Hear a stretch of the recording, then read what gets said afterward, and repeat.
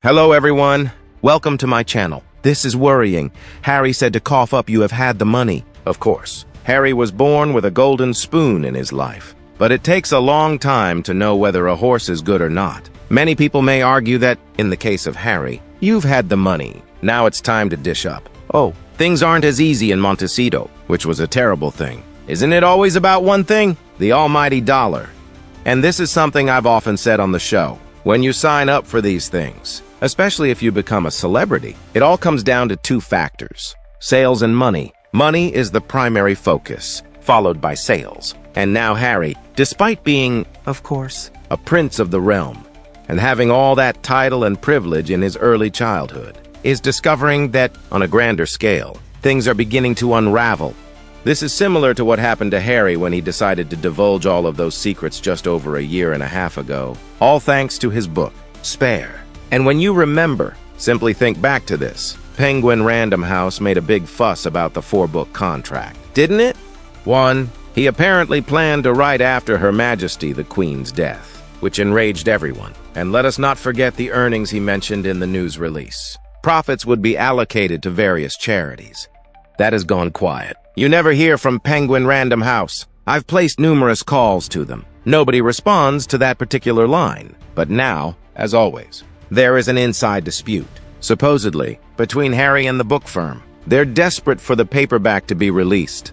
Maybe Harry is out of money and is doing everything to make money. Do you think so? Do you think Harry is rich? Do you think he has a lot of money? If you think so, comment number 1. And if you think Harry is poor, comment number 2 for me. Of course, all judgments are objective and nothing is certain. Only those involved can answer. But Meghan is very good at hiding it. Maybe they have collected a lot of charity money for themselves. Or maybe they are poor but want to get into the Hollywood market, so they are trying to show that they are in the upper class. There are many possible results that we can think of, but I believe that time will answer everything.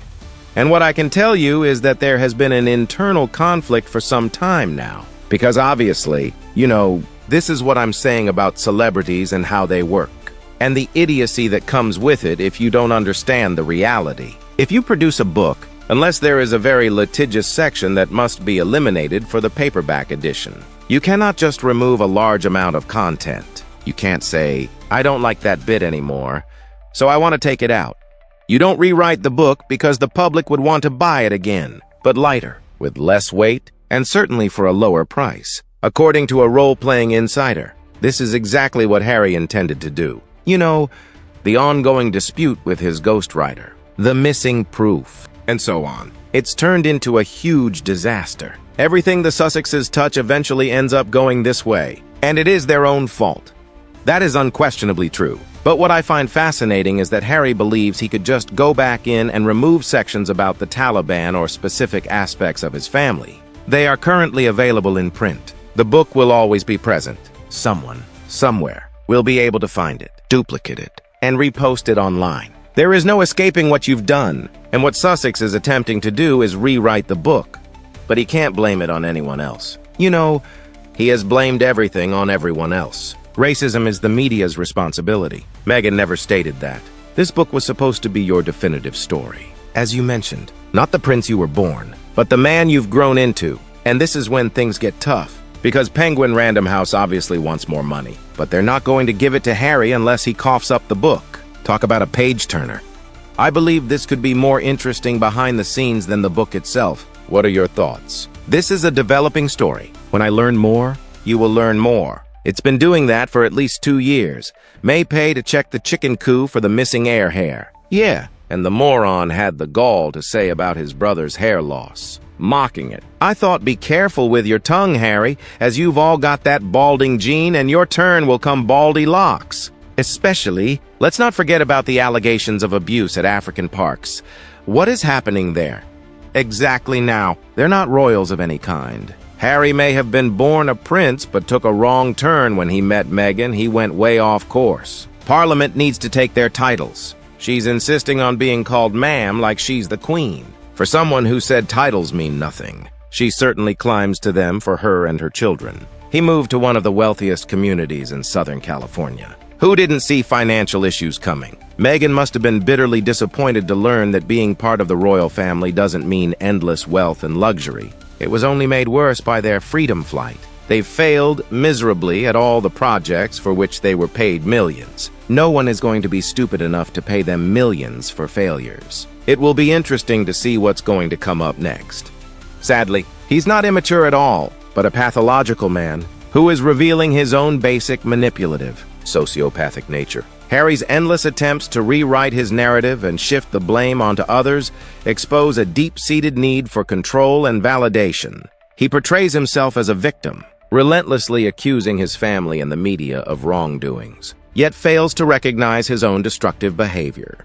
His insistence on altering Spare to fit a more favorable image is a testament to his inability to accept responsibility. Harry seems to believe that he can simply edit out the inconvenient truths, as if erasing his missteps will somehow absolve him of the consequences. This delusion of grandeur is both laughable and tragic, as it only further alienates him from reality. In public appearances, Harry might manage to exhibit a semblance of manners and respect, but this facade quickly crumbles under scrutiny. His actions reveal a man more interested in garnering sympathy and securing financial gain than in fostering genuine relationships or contributing positively to society. The constant need for public validation through interviews and media stunts shows a desperate bid to stay relevant, rather than any real desire to make amends or move forward constructively. Besides, I worry about Harry speaking to people about mental health with no training. If someone is going to hurt themselves after his recommendations, then he is still not going to think he is going to be responsible. He needs to be held responsible for things in life. I'm waiting for my refund for WAG. Because, in fact, Harry lacks the education to guide people about mental health, especially since it has not worked for him. In addition, I returned the audiobook version of Spare. I couldn't stand listening to Harry's voice lying to me, the reader, of course. I think everyone didn't read the hardback. Won't buy the paperback. Not going to borrow from the library. End of that story here. I think Harry needs help from a professional like his granny used, and which I understand King Charles still sticks with. Cannot say I blame him for his schedule and ethics.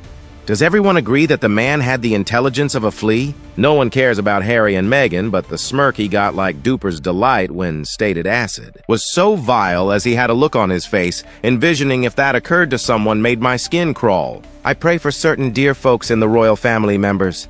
Honestly, is there any lesson for parents to learn from Harry's actions? I'm talking about parenting. After being pampered, sheltered, spoilt, having people clean up his mess for him all his life. Never being told no, full of self-importance. And so, therefore, thinking he knew it all, he still hasn't got it. Harry has become such a naughty child. Children need to be loved and protected properly, not spoiled blindly. Let them learn first to distinguish between good and bad and to take responsibility for their actions.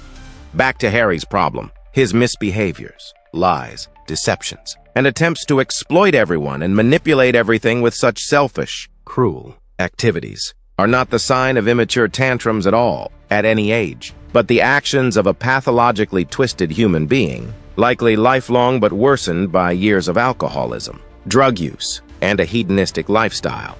It's high time that publishers and other business partners hold him accountable for his actions. If he hasn't met his obligations, they should demand the return of the unearned portion, plus their losses on the sale of the original book. Just quit messing with the lazy, self-serving divas who think they can manipulate the system without any repercussions. Harry's failure to fulfill his contractual commitments with Penguin Random House not only reflects poorly on his work ethic, but also underscores his ongoing pattern of entitlement and irresponsibility.